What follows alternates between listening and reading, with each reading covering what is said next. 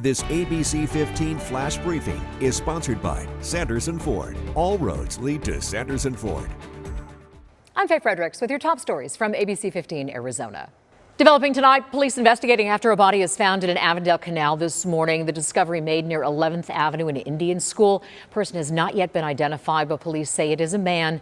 No word yet on how he died. Major developments along the border as the immigration policy known as Title 42 is set to expire Thursday.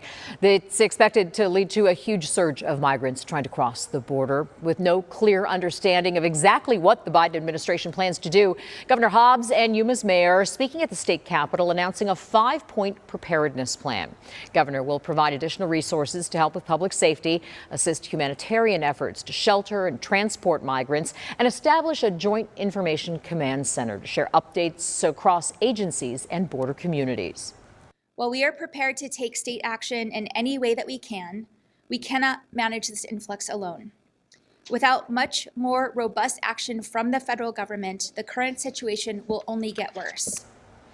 In Yuma, officials have been told as many as 4,000 migrants a day could cross the border, a number that threatens to bring processing centers to a halt. City of Buckeye has given final approval for Nikola to build a hydrogen manufacturing plant in the southern part of that city. It's according to our news partners at KTAR. Factory will produce hydrogen fuel cell trucks that will be designed to go 500 miles between charges and will only take 20 minutes to recharge. Buckeye City Council unanimously approved the plan and rezoning at last Tuesday's meeting. 3, 2, 1.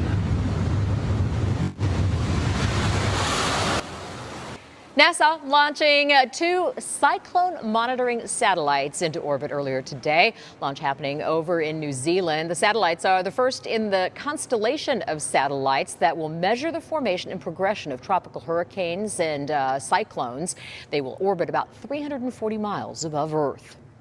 As summer travel ramps up, White House says it's trying to help travelers. Department of Transportation announcing a new plan to make sure the airlines are held accountable for inconveniences like mechanical or technical issues.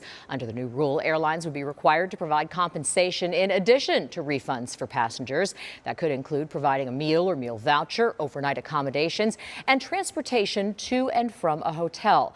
They also have to give timely customer service. Department of Transportation is also launching an expanded online dashboard at flightrights.gov that will tell you which airlines currently offer cash compensation and other amenities. If it's their fault, yes. You know what I mean? Like if it's something out of their control, like weather, like I don't think so. Just for the inconvenience, you know, who wants to sleep in an airport?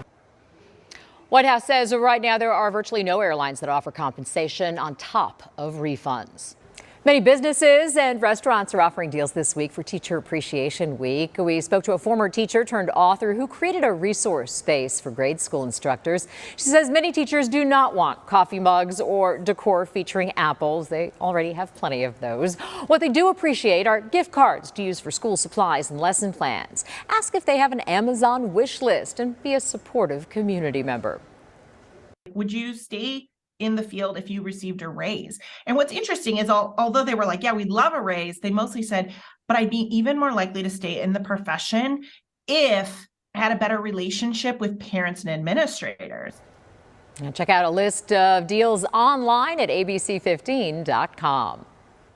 Tracking your forecast, I'm Chief Meteorologist Amber Sullins. We've got a nice day tomorrow on tap. It is going to be very warm, though, a couple of degrees above normal and a bit breezy in the afternoon. The morning, though, looks very nice. Sunshine and 67 at 6 a.m., 77 at 9 and 87 by noon. Then we go up to 94 degrees here in Phoenix. Kick those gusts up to 25 miles per hour in the afternoon. And across northern Arizona, the breezes will be a little bit stronger with peak gusts near 30 miles per hour tomorrow up there. Low pressure moving in may even result in a few spotty showers across northern Arizona and along the rim throughout the day on Wednesday.